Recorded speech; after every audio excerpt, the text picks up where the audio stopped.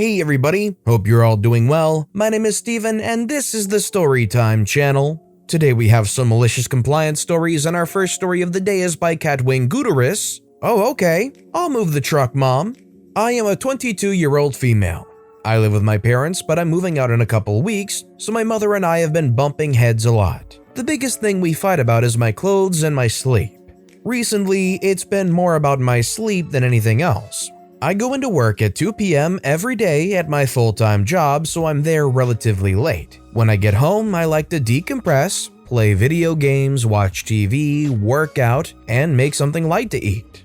I don't always do all of these things in the same day, but what I'm getting at is I stay up late. I get off around 11, home by 11:15, and I won't go to sleep until around 3 or 4 in the morning, the latest being 4 if I'm with my boyfriend. She wakes me up every day from between 6 a.m. to 9 a.m. But it's never just once, she'll do it 2 to 4 times in the morning until I can't go back to sleep and I'm pissed. She doesn't even wake me up for important crap. It's either to witch at me or to make me do something for her. I've asked her time and time again to stop waking me up. I have a hard time going back to sleep. Could you please just let me sleep until 11 a.m. and when I'm up, I'll do what you need me to do? But she never listens. Well, currently she's been having work done on her house. The workers are in their final stages, so they're just painting the house. Well, once again, she woke me up at 7:30 a.m. today by barging into my room to move her truck because the workers are here. I groan, get up, and throw on a nightgown she doesn't like. We've had several fights about this nightgown because it's short, even though it's long enough to cover everything it needs to.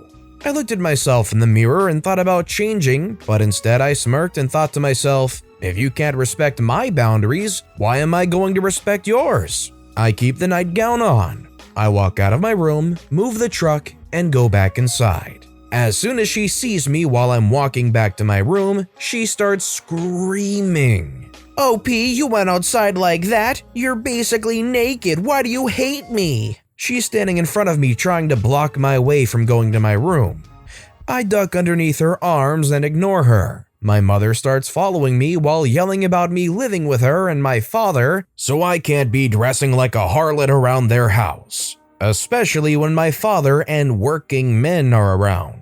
I get into my room, close the door, and take off the nightgown so I'm butt naked about to lay back down, and she swings my door open still trying to argue with me. I can't believe you would embarrass me like that. Put on some freaking clothes, we're talking.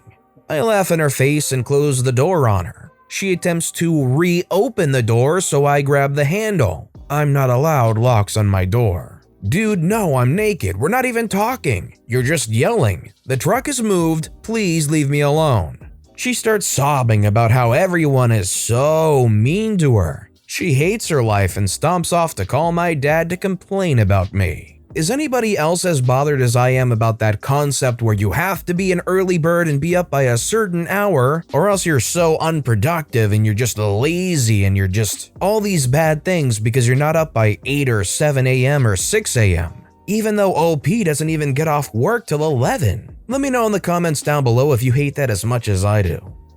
Our next story is by Sting 2018. Fine, we can play it that way if you want. I sell cars. I also work for a very corporate-run dealership that has a lot of rules, and depending on the level of management, depends on their ability to discount, blah blah, right?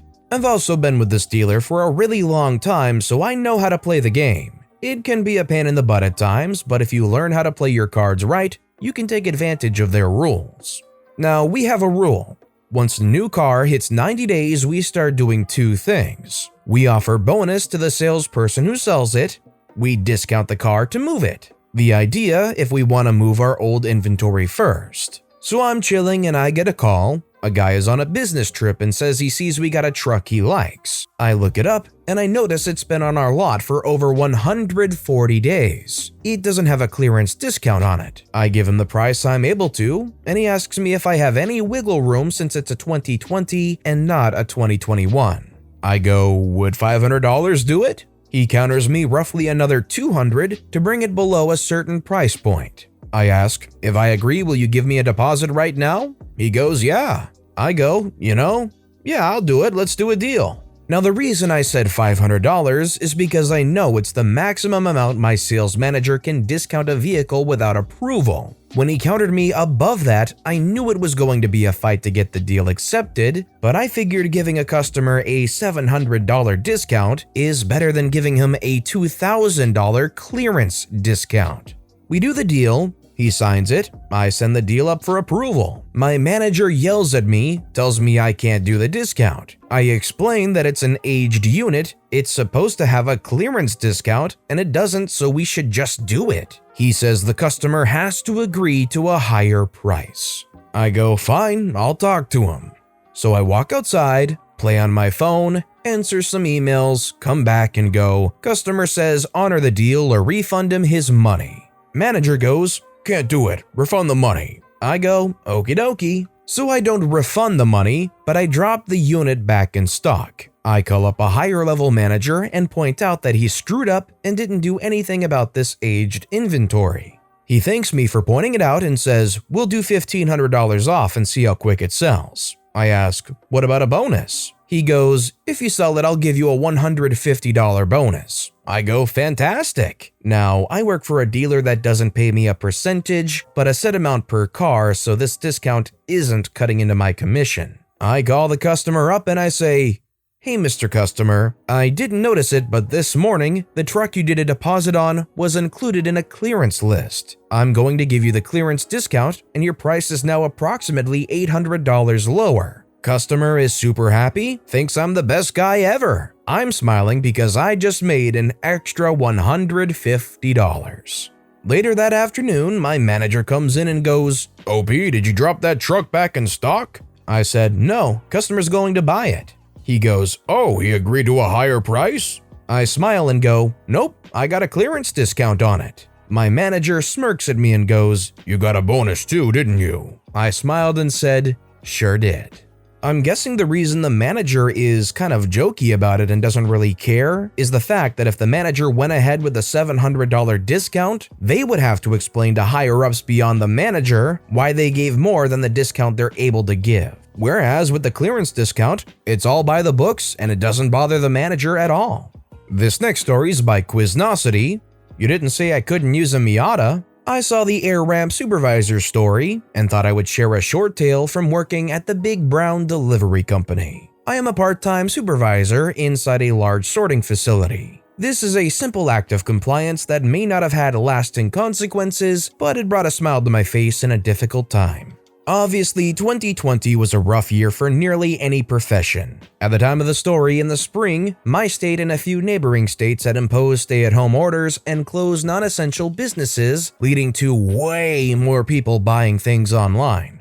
For the holiday season, we plan well ahead and hire an extra 50% plus of normal staffing. And it's still a crap show trying to get packages through the facility without falling behind. Now imagine a volume increase of over 100% without hiring all those extra workers while losing the staffing we did due to those people getting sick or not having childcare with schools closed.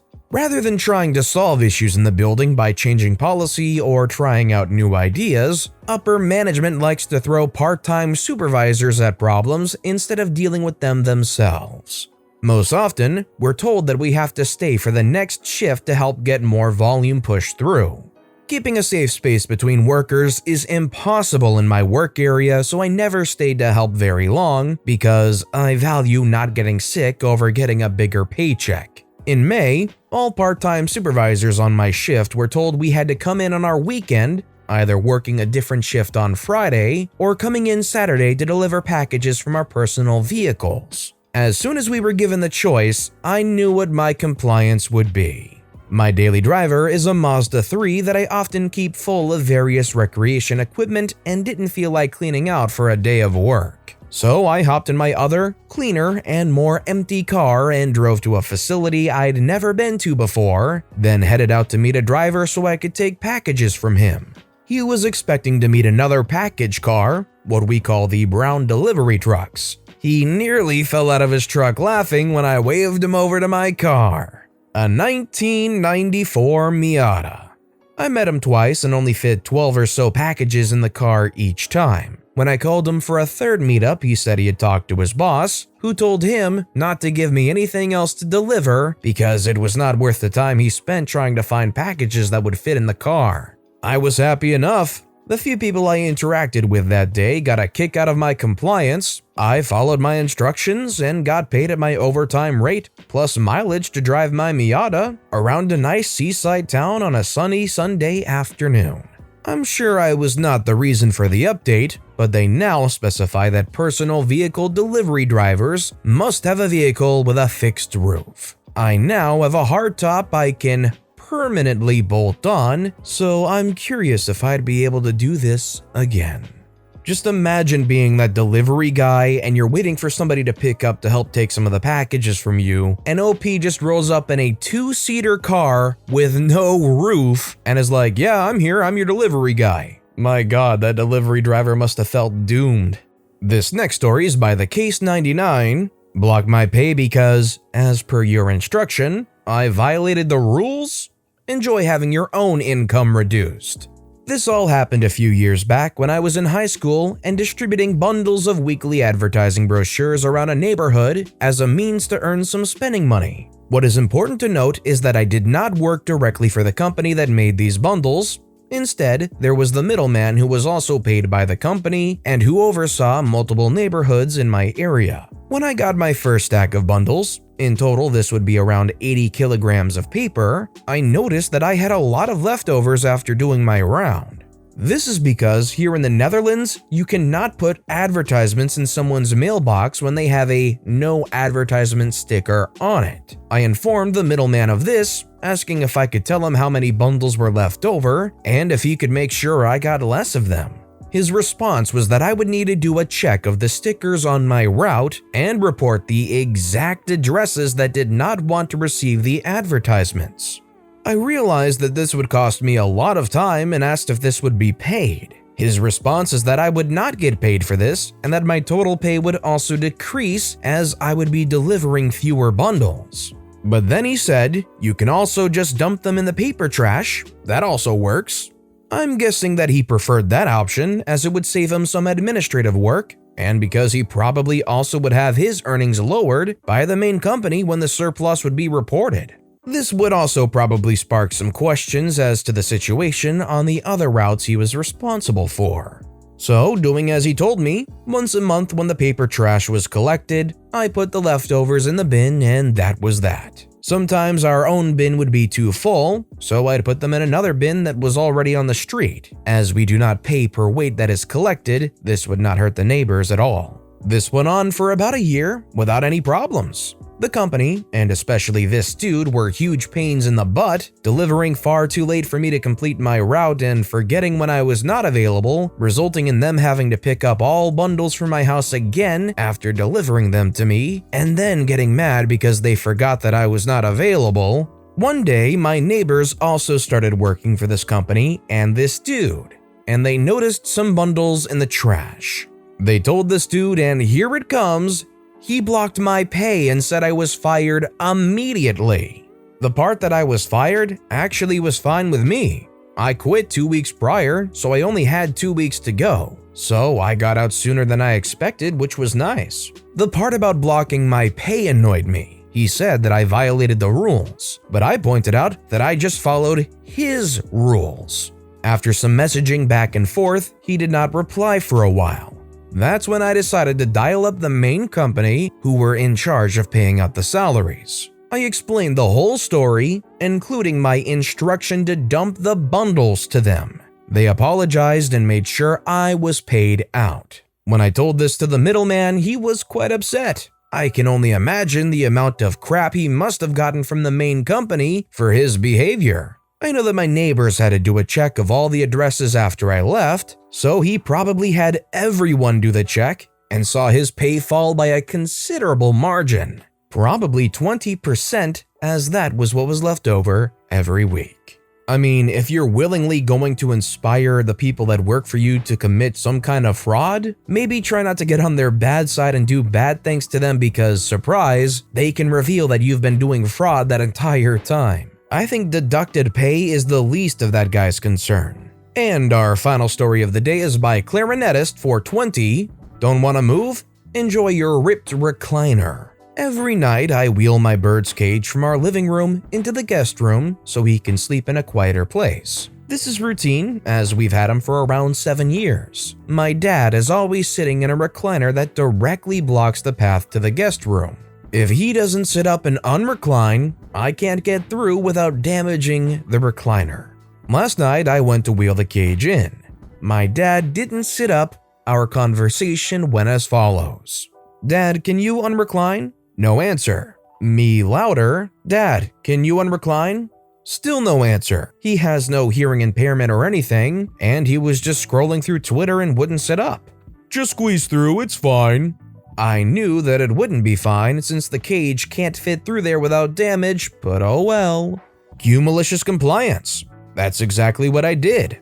I pushed the cage through the gap and ended up ripping the recliner. The food catch at the bottom of his cage has sharp edges and got the recliner near the bottom. There was a huge rip in the fabric and some of the fluff started to come out.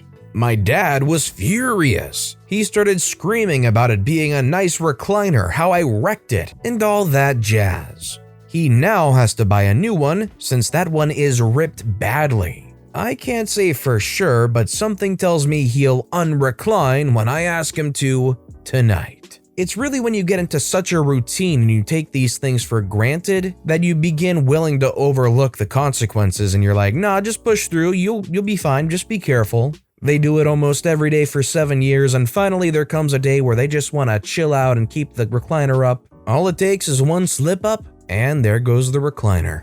But with that being said, that's all the time we have for today. So if you have a favorite story of the day, let me know which story and why in the comments down below. But besides that, if you enjoyed the video, please consider giving it a like, and if you haven't, subscribe and turn notifications on so you'll never miss an upcoming video. No matter what you do, whether it's just viewing the video, liking, subscribing, turning notifications on, I appreciate the heck out of it. Every little thing that you do helps the channel grow that much more, and I can't thank you enough for it. So until next time, I hope you all have a wonderful day, and I'll be right here next time on the Storytime channel.